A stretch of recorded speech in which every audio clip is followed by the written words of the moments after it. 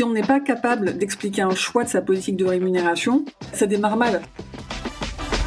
Skill Me Up. Bienvenue sur Skill Me Up, le podcast qui développe tes compétences et celles de tes équipes. Chaque semaine, avec mes invités, on décode les éléments clés d'une stratégie de formation pertinente et petit à petit, on t'aide à construire la tienne. Je suis Delphine Moncorgé et je t'invite à me suivre dans ce nouvel épisode. Bonne écoute! Bonjour et bienvenue dans ce nouvel épisode. Aujourd'hui, je reçois Sandrine Dorbe. Sandrine est conseil en rémunération, conférencière et bientôt autrice. Elle est très active sur LinkedIn et notamment avec ses vidéos « Allô Sandrine, c'est Michel ». Bonjour Sandrine. Bonjour Delphine.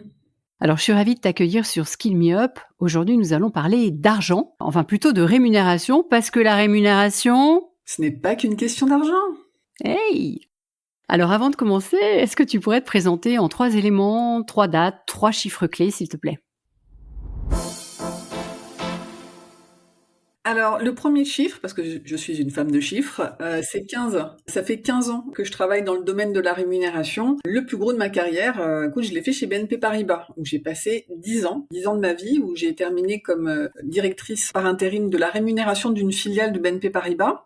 Et deuxième chiffre, qui est plus une date, mais mars 2020, parce qu'en mars 2020, je me suis lancée à mon compte. J'avais une conviction qui était que j'aimais mon métier, mais je voulais le pratiquer différemment. Deuxième conviction, que toutes les entreprises, même les petites, avaient besoin d'experts en rémunération, mais pas forcément à temps plein. Qui m'amène au troisième chiffre, si je puis dire, c'est que ça va bientôt faire 5 ans que je me suis lancée à mon compte, que je fais donc du conseil en rémunération, que j'anime des conférences de vulgarisation autour du sujet de la rémunération et que j'accompagne des dirigeants et des dirigeantes dans leur réflexion autour de la construction de leur politique de rémunération. Très bien.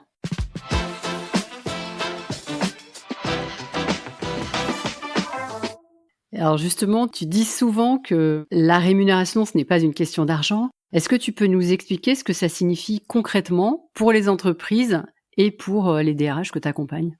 C'est vrai que cette phrase, je la répète à l'envi. J'en ai fait mon slogan, ma ligne commerciale. Et quand je dis ça, je sous-entends 2 choses. La première chose, c'est que la rémunération, le métier que j'exerce, est un métier qui est technique, mais pas que.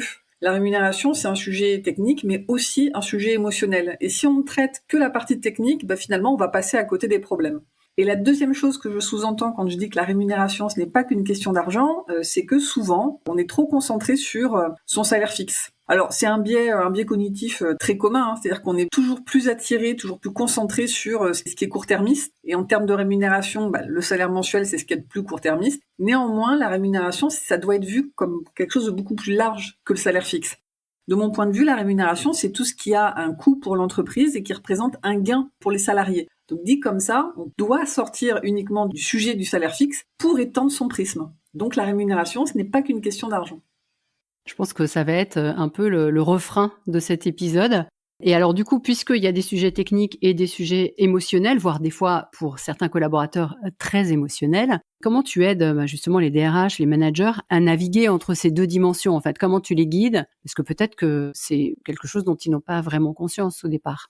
C'est drôle parce qu'ils en ont conscience sans en avoir conscience. Moi, je constate que beaucoup de personnes, alors dans mon ancienne vie et dans la nouvelle, ont vraiment envie de croire que la rémunération est un sujet qu'on peut rendre très objectif. Justement, on pourrait ne pas s'occuper de l'émotionnel et uniquement de la technique, et que si la technique est bien faite, alors on sortirait de l'émotionnel. C'est un vœu pieux. Je pense qu'il faut vraiment avancer avec les 2 piliers. Comment est-ce que moi je travaille? Déjà, j'encourage les dirigeants, les dirigeantes et les DRH avec qui je travaille à justement accepter que la rémunération, c'est un sujet qui est émotionnel. Et donc, on parle de ce qu'est la rémunération, de ce que ça va chercher chez les équipes et comment eux et elles voient le sujet. Quand je dis eux, c'est les dirigeants et dirigeantes et les DRH avec qui je travaille. Comment ces personnes-là définissent ce sujet? Comment est-ce qu'elles ont envie de le porter?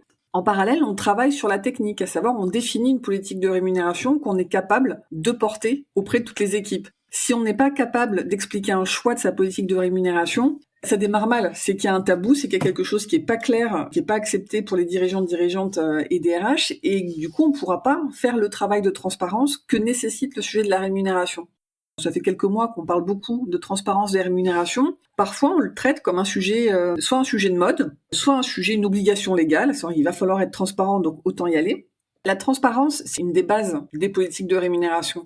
il faut qu'elle soit assez transparente pour que les équipes comprennent très clairement comment leur salaire est défini. Tu vois, on travaille ensemble, pourquoi toi tu gagnes 50 000 et moi 48 alors que j'ai l'impression qu'on fait le même boulot. Qu'est-ce qui définit très clairement, très objectivement mon salaire? Et la deuxième chose, le deuxième élément de transparence, c'est comment ce salaire il va évoluer dans le temps. Et souvent là-dessus, on est beaucoup trop vague, on permet pas aux gens de se projeter. Et donc c'est là-dessus que moi j'essaye de travailler, j'essaye d'amener les personnes que j'accompagne à définir ce qu'est la rémunération et à définir très clairement comment est-ce qu'elle va évoluer dans le temps. Quelles sont les erreurs les plus fréquentes que les entreprises font en matière de rémunération justement et comment tu peux les aider à les éviter? Commencer par la fin. Souvent, moi, on m'appelle en me parlant de tous les problèmes qu'il y a en entreprise au sujet de la rémunération. Et on conclut en me disant, voilà, donc, vu ce contexte, on cherche quelqu'un pour nous aider à faire une grille de salaire. La grille de salaire, c'est vraiment un outil d'aide à la décision. Mais c'est pas cet outil-là qui va décider de la politique de rémunération. L'erreur que je constate souvent, c'est on veut commencer par la fin, on veut sa grille de rémunération avant de s'être posé les questions qui sont un peu plus sensibles, à savoir comment est-ce qu'on voit la rémunération, quels sont les comportements professionnels qu'on veut stimuler. Moi, on me dit parfois, oui, nous, ce qu'on veut, c'est de la performance, mais c'est quoi la performance, très concrètement? Enfin, quand on se le dit comme ça, on a l'impression qu'on sait de quoi on parle, mais en vrai, je sais pas. Quelle est ta vision de la performance et comment tu la définis et comment tu serais prête à en parler à tes équipes. Donc, une des erreurs fréquentes, c'est de vouloir commencer par la fin. Et la deuxième erreur que je vois beaucoup ces derniers mois, c'est de se fourvoyer sur la transparence, justement. Il y a des entreprises qui, dans une volonté de transparence, décident de publier leur grille de salaire en interne. On pourrait se dire, alors, quel est le problème? Le problème, c'est qu'on n'explique pas ce qu'il y a derrière la grille. C'est-à-dire qu'on publie une grille sans publier le rationnel qu'il y a derrière. Comment est-ce qu'on a défini cette grille? Comment est-ce qu'on a défini les différents niveaux de la grille? Quelles données on est allé chercher? Quelle est la source de la donnée en tant que telle? Comment est-ce que les personnes sont positionnées sur cette grille? Et comment elles peuvent passer peut-être d'une étape à l'autre? Comment elles peuvent passer d'une étape à l'autre, et ce qui crée beaucoup de frustration en interne, et où moi j'ai des dirigeants et des dirigeantes qui sont tout frustrés parce qu'ils me disent, mais nous on a fait un énorme effort de communication, on a publié la grille de salaire, on comprend pas que les gens ne soient pas contents. Les gens sont pas contents parce qu'on n'a pas répondu à leurs deux questions de base. Comment mon salaire il est défini, très concrètement, et comment il va évoluer dans le temps. Si j'ai une grille mais que je comprends pas mon positionnement et que je ne comprends pas comment je peux passer à la case du dessus, on n'a pas répondu à mon besoin de transparence. Ouais, c'est une question de clarté en fait sur c'est pas juste d'avoir la structure mais c'est l'explication qui va avec quoi. Tout à fait. Tu formes aussi bien les DRH que les collaborateurs à parler d'argent, si j'ai bien compris. Oui. Quels sont les différents blocages que tu observes et comment tu les aides justement à dépasser le DRH ou le manager et puis de l'autre côté le collaborateur qui peut-être a besoin d'aborder ce sujet avec son manager ou sa DRH. Quel blocage déjà et comment tu les aides à les dépasser? Le blocage que je constate chez les dirigeants, dirigeantes et DRH, c'est une peur. On a peur que, en donnant trop d'informations, on perde un peu la main. Le manque de transparence est inconfortable pour les équipes, mais pour les managers et les dirigeants, c'est une forme de confort. Donc, pour répondre à ta question, du côté des DRH, des managers, ce que je constate, c'est la peur de se dire, mais si on parle de ce sujet, il va falloir que je me justifie sur pas mal de choses et j'ai pas toujours envie de me justifier. Côté collaborateur, collaboratrice, le blocage, c'est le manque en fait d'outils techniques. Tout le monde a un salaire, enfin quasi tout le monde a un salaire, et finalement, personne ne comprend bien ce qu'est la rémunération. Le salaire, finalement, ça rémunère quoi? Qu'est-ce qui justifie une augmentation de salaire? Qu'est-ce qui justifie une prime? Et dans beaucoup d'entreprises, il y a tout un tas d'éléments de rémunération. Je pense aux avantages sociaux, par exemple, ou aux avantages salariaux, qui sont pas bien portés auprès des salariés, qui se l'approprient pas non plus et qui ne sont pas en capacité ensuite d'aller négocier à ce sujet ou d'aller en parler avec leur manager. Donc, globalement, il y a à la fois de la peur et de l'inconfort, et je pense un vrai manque de formation, parce que je ne t'apprends rien si je te dis qu'en France, on n'aime pas trop parler d'argent. C'est ça. Et un tabou, ça s'auto-alimente. C'est-à-dire que moins on en parle, plus c'est difficile d'en parler. Donc, quand on dit aux gens, on va vous former à la rémunération, il y a quand même, côté salarié, ils sont quand même motivés, ils sont contents qu'on leur donne accès à ça, mais il y a aussi pas mal de méfiance. Pas mal de méfiance et d'attente sur, mais de quoi on va se parler dans cette formation? Et les managers, il y a beaucoup de peur, de dire, mais une fois qu'on m'aura formé, il va falloir que j'assume toutes les décisions que je dois porter. Et alors, je te le dis comme ça, c'est pas toujours très conscient, ils me le disent pas de manière très consciente, ça m'arrange bien de me cacher derrière la RH. Tu vois, tout ça, tu le sais autant que moi, il y a beaucoup de choses qui se jouent inconsciemment dans ces process-là.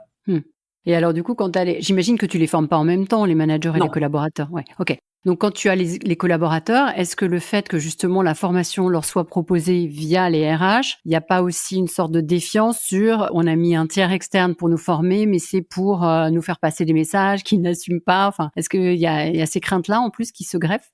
Oui, et je trouve que c'est attendu. C'est-à-dire qu'on sait qu'il y a cette crainte, on le sait et on l'assume. L'idée de faire intervenir quelqu'un d'extérieur, c'est pour la fonction RH, c'est vraiment de se dire on est allé chercher quelqu'un d'externe qui aura moins d'affect et qui est capable d'en parler de manière un peu plus froide, et de répondre à des questions. Parce que pour les équipes RH, c'est pratique de s'appuyer sur une personne externe, mais moi je constate que même pour les collaborateurs, les collaboratrices, il y a des questions peut-être un peu provoques qu'on a moins de mal à poser à une consultante externe C'est vrai.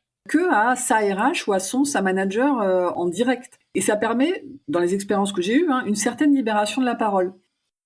Quand j'aborde le sujet de la rémunération en formation, l'idée c'est vraiment de se dire, on va commencer par se parler de pourquoi parler de rémunération c'est difficile. Et donc ça veut dire qu'on va parler d'argent et qu'on va parler d'émotion. Parce que c'est ça la rémunération, c'est parler d'argent et parler d'émotion.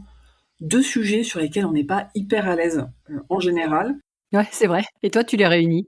où on aime bien mettre un masque et parfois pas trop challenger les croyances limitantes qu'on peut avoir, quoi. C'est clair. J'ai vu dans plusieurs de tes publications, tu parles du millefeuille de pratiques de rémunération en entreprise. Et moi, pour l'avoir vécu dans plusieurs entreprises, c'est pas toujours facile à démêler, à comprendre en tant que collaborateur, mais à expliquer en tant que manager.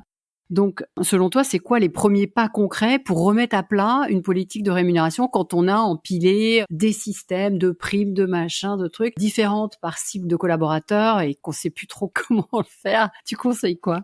Moi, j'aime bien essayer de repartir d'une feuille blanche, de se dire, imaginons que nous sommes dans le beau pays de en théorie. Comment est-ce qu'en théorie, on aborderait ce problème-là? Et donc, on repart de la feuille blanche et on commence par se reposer les questions de base, mais qu'on oublie parfois. Quelle est la stratégie de l'entreprise sur l'année? Alors, en fonction de la taille de l'entreprise, l'échelle ou l'échéance change un peu. Parfois, on me dit, mais moi, j'ai une stratégie à 6 mois et c'est déjà pas mal. Parfois, c'est 1 an, parfois, c'est 3 ans dans les très grandes structures. Mais quelle est la stratégie de l'entreprise? On est censé aller où collectivement? Et ça, c'est bien de se le rappeler aussi. Je pourrais te citer plein d'exemples où j'arrive quelque part et on me dit le problème, c'est la rémunération variable des commerciaux. Et quand tu parles de la stratégie de l'entreprise avec les dirigeants et la personne qui représente la fonction RH, on se rend compte que l'enjeu clé en matière de besoin de compétences, il n'est pas sur les commerciaux. On se dit, ah ben mince, on est peut-être en train de mettre beaucoup d'énergie sur le mauvais problème. Donc, où est-ce qu'on va collectivement? Une fois qu'on sait, on se l'est rappelé, ok, pour aller là, quel comportement on a besoin de stimuler en interne? Alors, quel comportement on a besoin à la fois pour la stratégie de l'entreprise, mais aussi pour être en adéquation avec les valeurs qu'on veut porter. Je te donne un exemple un peu scolaire, mais un vrai exemple d'un client où lui, son truc, c'était le collectif. C'est quelqu'un qui aimait le collectif, qui était pétri de collectif, il mettait collectif à une phrase sur deux, et il voulait vraiment stimuler ça, il voulait que les gens dans son entreprise aient plus l'esprit d'équipe, le collectif.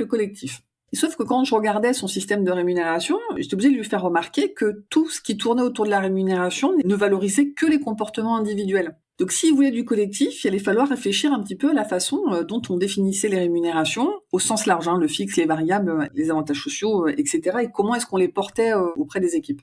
Une fois qu'on sait où on va, de quoi on a besoin, on réfléchit aux différents outils en matière de rémunération qu'on peut mettre en place pour répondre aux deux objectifs qu'on a cités précédemment, c'est-à-dire la stratégie de l'entreprise et ce dont on a besoin pour la réaliser. Et à la fin, on parle enfin d'argent. C'est-à-dire que là, on fait les simulations pour se dire, OK, dans ce système idéal qu'on vient de construire, combien ça va nous coûter? C'est assez contre-intuitif parce que quand on parle de rémunération, on a envie de parler d'argent tout de suite. Moi, vraiment, c'est le dernier sujet que je prends pour pas qu'on se mette des grosses barrières dès le début. Mais qu'on se dise, OK, ça c'est le système idéal. Dans un monde idéal, ça va nous coûter tant. Maintenant, par rapport à nos contraintes budgétaires, il faut qu'on arbitre. Qu'est-ce qu'on va favoriser? Qu'est-ce qu'on va sacrifier, au moins à court terme, dans ce système-là? Et une fois qu'on a notre système idéal financé, on peut le comparer avec la réalité et se dire, OK, comment on peut ajuster la réalité pour que ça corresponde à ça? Et souvent, au départ, il y a beaucoup de craintes. On me dit, mais c'est pas possible. Nous, on a un énorme historique. Il y a beaucoup de choses qu'on peut pas enlever, donc on ne peut rien faire. Et une fois qu'on a fait ce boulot-là, on se rend compte que, en fait, si, il y a beaucoup de choses qu'on peut faire finalement et que l'ajustement, il n'est pas aussi impossible qu'on le pressentait au départ. En plus, tout ce travail-là, il permet d'être hyper ferme sur ses appuis quand on parle de rémunération. Maintenant, c'est un peu moins le cas parce que la transparence, c'est un sujet qui devient un sujet réglementaire et il va falloir s'y conformer. Mais avant cette contrainte réglementaire, moi, j'avais des clients qui me disaient la transparence, on n'a pas envie d'y aller parce que ça nous correspond pas, parce qu'on a peur, on n'a pas envie, on n'ira pas. Et il m'est arrivé plusieurs fois que après tout ce travail de réflexion avec les équipes, à la fin, on me dise, finalement, on va peut-être y aller. Parce que finalement, on se sent assez costaud pour aborder des points parce qu'on en a tellement débattu entre nous qu'on est capable d'aller dire à quelqu'un, voilà, tu as le droit de pas être d'accord, mais dans notre entreprise, on a décidé que la règle c'était ça, par rapport à la stratégie, par rapport à la culture, par rapport aux valeurs, et c'est OK. Ouais, très bien. Ouais, puis du coup, comme ça, ils se sentent alignés et donc en phase les uns avec les autres pour pouvoir mieux communiquer aux collaborateurs, sans être dans une démarche de justification, mais d'être plus dans l'explication, en fait. Eh ben, tu vois, ta réaction me fait penser, j'aurais pu ajouter ça, tu vois, dans les erreurs. Une énorme erreur que je vois trop souvent, surtout quand il y a plusieurs dirigeants, je veux dire, quand on se partage le poste de dirigeant, c'est de présumer que là où les personnes qui partagent notre fauteuil ont le même vocabulaire que nous. Je m'explique. Typiquement, tout à l'heure, je te prenais l'exemple de la performance. Souvent, je rencontre un ou une dirigeante qui me dit, bah voilà, moi, mon truc, c'est la performance. La performance, c'est, et elle me donne sa définition de la performance. Quand je rencontre ses associés, où on fait le même exercice, là, on se rend compte que les associés, ils n'ont pas forcément la même définition. Et c'est là que le sujet commence un peu à gratter, parce que, je te prends l'exemple de la transparence, mais c'est même la même chose avec la justice, l'équité, tous ces mots qu'on pense communément admis, qui finalement sont très personnels. Une fois qu'on les met sur la table, on se rend compte qu'on utilise le même mot pour parler de choses différentes. Et là, on commence à comprendre toutes les différentes tensions qu'il peut y avoir dans un codir ou dans une équipe. Parce que finalement, on ne pense parler de la même chose et c'est pas le cas. Tout à fait.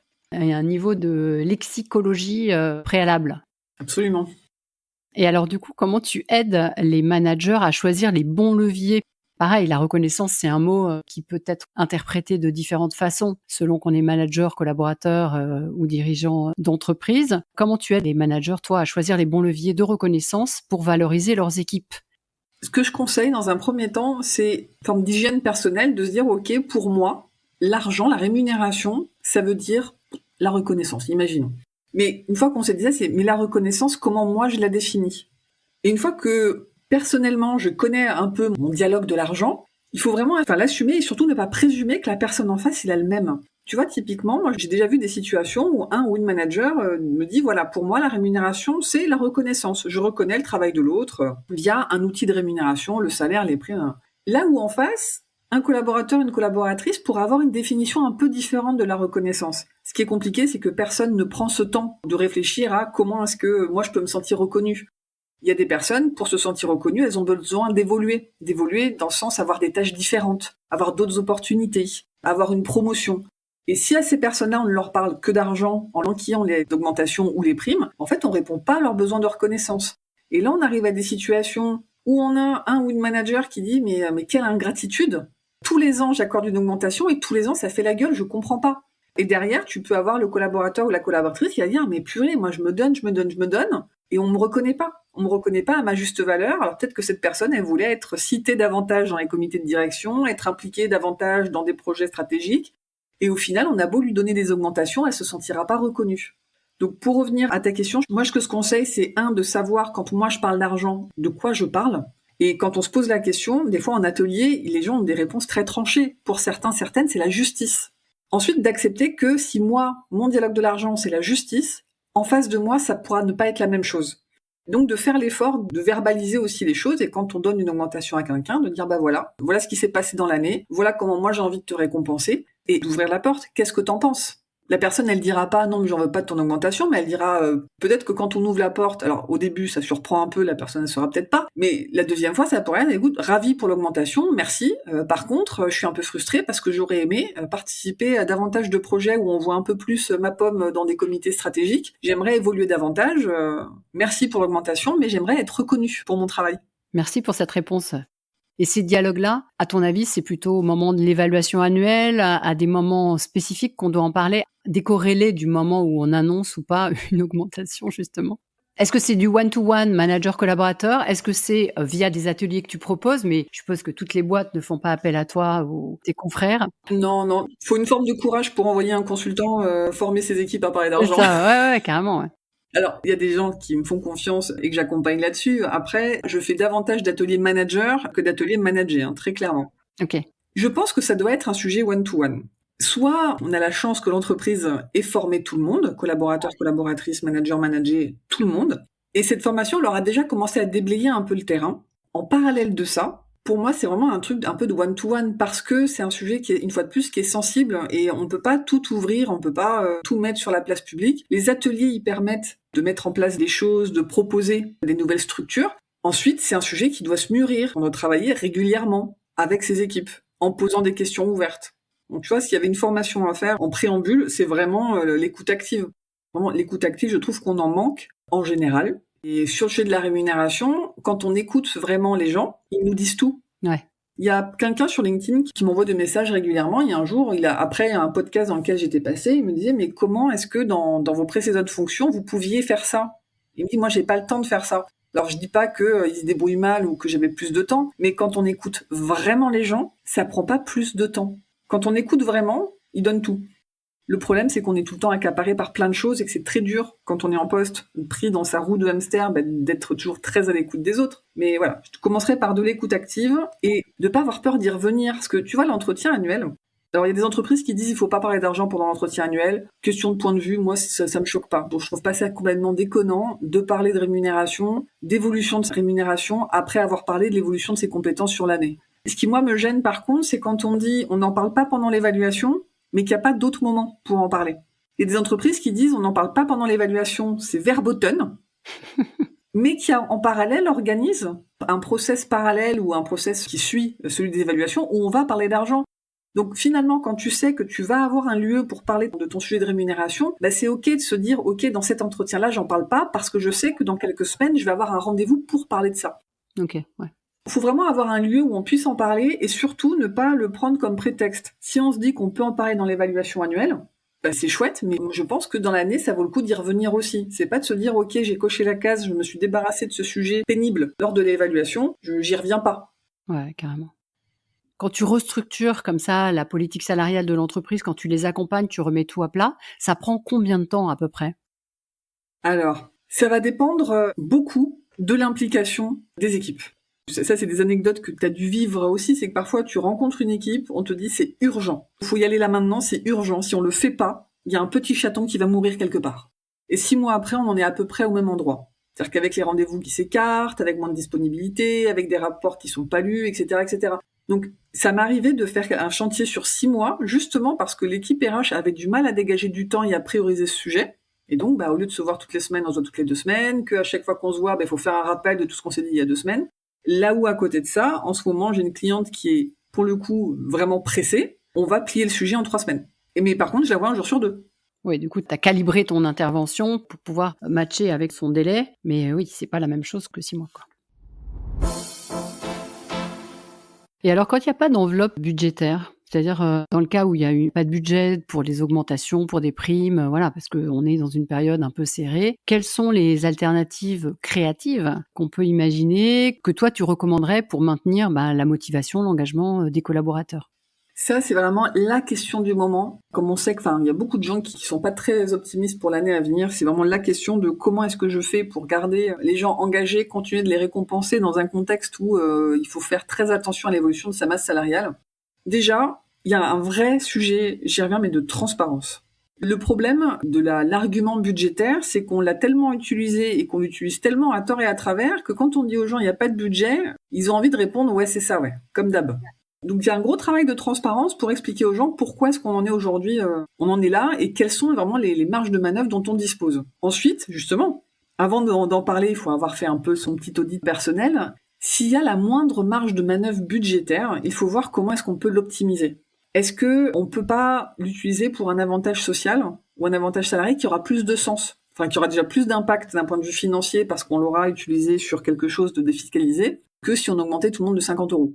Qu'est-ce qu'on peut faire sur ces avantages sociaux à la fois pour peut-être les améliorer, parce que là aussi, il y a des choses où, quand tu parlais de millefeuille, parfois, en fait, on me dit, mais on ne peut rien changer, on a beaucoup trop de choses. On a justement fait des millefeuilles d'éléments de rémunération, d'avantages salariés, qui sont pas du tout animés, qui coûtent une fortune et dont tout le monde se moque. Donc je trouve que c'est aussi le moment de se dire, ok, où est-ce qu'on dépense notre argent? Et est-ce qu'il y aurait pas quelque chose de plus impactant pour les équipes avec le même budget?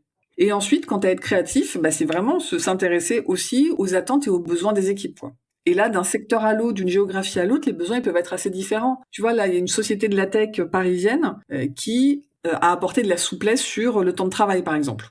Là, c'est la semaine de, alors pas de 4 jours, mais de 4 jours et demi, en se disant, voilà, on peut pas faire grand-chose sur les salaires, mais on va essayer de dégager un peu du temps. Pour eux, ça marche très bien. Une autre société, ça marcherait pas. Mais Oui, c'est ça, le côté un peu personnalisation et t'as l'impression de gagner quelque chose, même si c'est pas pécunier.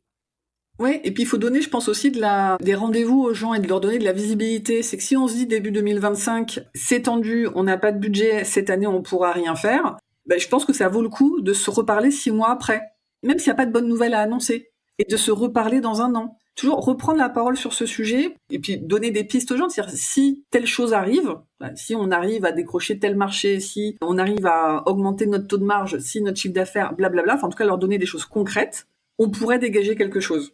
Et régulièrement revenir sur le tapis plutôt que de prendre la parole une fois dans l'année rapidement parce qu'on a très peur. Parfois on a peur des questions gênantes et puis aussi parfois on a peur on dit mais en fait on va démoraliser les équipes, on va plus réussir à les engager. Sauf que les gens ils en savent plus que puis aussi ils imaginent. Et ça c'est le pire, je pense, que les gens qui se font des films avec le peu d'infos qu'ils ont pu glaner, ça a beaucoup plus d'impact négatif qu'une mauvaise nouvelle. Hein.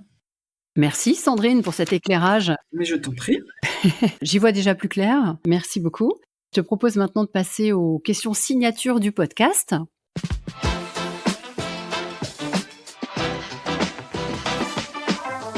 Ma première question traditionnelle, c'est comment fais-tu ta veille ?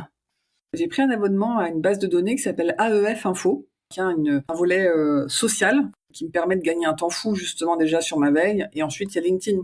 Pas très original, je te l'accorde, mais c'est LinkedIn en fait qui me permet de voir un peu les sujets qui m'ont échappé et surtout de voir comment les gens réagissent à ces sujets. Parce que parfois, moi, en lisant un article, je me fais un avis dessus et je me rends compte que les gens ont vu quelque chose que j'avais pas vu. Ou il y a des fois, il y a des sujets où je me dis bon bah ça va intéresser personne. Et quelques heures après, je le vois sur LinkedIn avec des commentaires très remontés. Je me dis ah bah je me suis plantée, ça intéresse un peu les gens en fait. Ouais, c'est un bon thermomètre. Oui. Quelle est la formation qui a eu le plus d'impact sur toi et pourquoi ?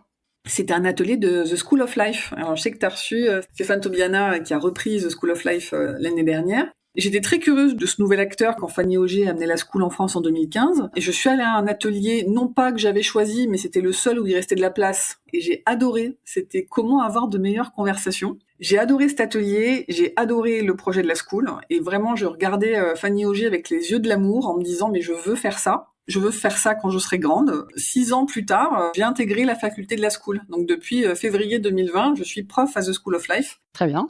Et c'est vraiment un environnement et des sujets qui me passionnent. Donc tu vois, un petit atelier de 3 heures, un soir de 2015, a fait naître une passion pour un projet que j'adore. Génial. Et tu interviens sur tes sujets favoris de rémunération ou tu as élargi ton spectre du coup ? Alors, on a élargi le spectre. J'ai un atelier sur comment être rémunéré à sa juste valeur. On joue sur le terme de valeur. C'est à la fois mes valeurs qui sont mes boussoles de vie et ma valeur de combien mon CV coûte sur le marché. J'ai un atelier sur l'efficacité qu'on a appelé aller à l'essentiel. Où l'idée de cet atelier, c'est pas de se partager des méthodes de productivité, mais de s'interroger sur pourquoi est-ce qu'on n'est pas efficace quand on a terriblement besoin d'être efficace et comment est-ce qu'on peut améliorer ça quand on en a besoin. J'ai l'atelier sur le personal branding, sur l'anxiété, le syndrome de l'imposteur. Oh là là, mais tu remplis à moitié du catalogue, j'ai l'impression. Il y a 50 ateliers dans le catalogue et ils viennent de m'en confier un nouveau que je dois donner au mois d'avril sur avoir des conversations difficiles. Ce qui rejoint la rémunération. Tu vois. Carrément. Donc tu serais rentré à comment avoir de meilleures conversations et tu finiras comment avoir des conversations difficiles. Et j'avais pas vu ça comme ça. Je te remercie. Ouais. Si tu pouvais donner un seul conseil à un DRH ou à un responsable formation en rapport avec tout ce qu'on s'est dit, ce serait lequel ? Sortir du bureau. Moi, quand j'étais salariée, j'ai accepté de croire, bêtement, que si je m'absentais une demi-journée, la banque allait s'écrouler. Alors oui, quand on prend une demi-journée pour aller à un salon, pour aller à une conf, effectivement, quand on rentre, il y a pas mal d'emails à déplier et de travail à faire, mais ça fait un bien tel. L'idée de me lancer à mon compte, je l'ai eue en sortant. C'est-à-dire qu'à un moment donné, j'ai réalisé que j'avais besoin de changement. Et ça faisait des mois que je le disais, mais qu'il n'y a rien qui allait changer si rien ne changeait. Donc je me suis dit, ok, je vais aller à un petit déjeuner. Premier constat, si j'arrive à 10 heures au bureau, la banque tient toujours debout. Donc on peut aller à un petit déjeuner. Et deuxième constat, sur place, j'ai rencontré un DAF à temps partagé et un DRH à temps partagé. Et là, j'ai eu l'étincelle. Je me dis, mais c'est ça que je veux faire. En les écoutant parler de comment ils travaillaient et de leur parcours. Et vraiment, là, je suis rentrée au bureau après en faisant des sauts de cabri. Je me suis dit, mais quel dommage de pas être sorti plus tôt pour rencontrer des gens. Alors pas pour quitter son employeur, mais pour prendre l'air, prendre du recul sur ce qu'on fait et pour voir comment les autres ils traitent nos sujets. Tout à fait. Quelle actu récente ou prochaine aimerais-tu partager avec nous, Sandrine ? Mon actu très récente, c'est que je sors enfin des lectures, relectures des épreuves de mon livre. Mon livre qui sort le 12 février et qui s'appelle « La rémunération n'est pas qu'une question d'argent ». Oh, c'est pas vrai. Et dans ce livre, justement, je parle de l'aspect émotionnel. Pourquoi est-ce que c'est si difficile de parler de rémunération ? Comment est-ce qu'on peut en parler différemment ? Et surtout, comment est-ce qu'on peut construire une politique de rémunération qui a du sens pour son organisation ? D'accord, très bien. Et ma dernière question, c'est est-ce que tu aurais une suggestion d'invité pour un prochain épisode de Skill Me Up ? J'ai pensé à Aurélie Giard-Jacquet, qui est une collègue à toi, une collègue podcasteuse. Elle a le podcast Tech Lipstick. Elle est aussi experte en IA générative. Depuis quelque temps maintenant, elle anime des formations sur l'intelligence artificielle générative, tout en continuant de produire et d'animer son podcast Tech Lipstick, qui amène des réflexions sur un secteur tech plus inclusif. Très bien, intéressant. Écoute, je veux bien que tu me mettes en contact avec elle. Avec joie. On arrive à la fin de cet épisode, Sandrine. Je voulais te remercier pour tout ce que tu nous avais partagé sur la rémunération. On a bien compris que ce n'était pas qu'une question d'argent. On a bien compris aussi qu'il fallait aborder la question dans son ensemble et qu'il fallait vaincre sa peur.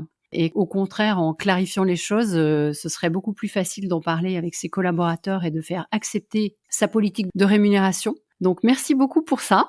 Je t'en prie, avec plaisir. Merci à toi de m'avoir reçu. Je t'en prie. Et puis, écoute, on se voit très bientôt, je pense. Je pense qu'on se voit très bientôt à un salon, par exemple. Par exemple, ça marche. Merci beaucoup, Sandrine. Je t'en prie, Delphine. Au revoir. À bientôt.